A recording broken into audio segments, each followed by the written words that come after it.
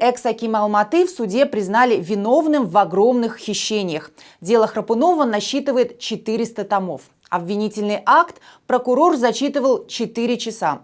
Список объектов впечатляет. Это и предгорье Алматы, и помещение в аэропорту, и дом приемов МИД, и поликлиника ветеранов, и зоны отдыха, Дубовая роща, лесная сказка, многочисленные земельные участки в водоохранных зонах, квартиры в золотом квадрате Алматы и так далее, и так далее. Это лишь те объекты, которые удалось обнаружить следствию. В своих заграничных откровениях новоиспеченный оппозиционер Храпунов утверждал, что делал это все якобы помимо своей воли, исключительно под давлением семьи Назарбаевых и их приближенных. Он даже выпустил книгу «Я обвиняю» о диктатуре Нурсултана Назарбаева.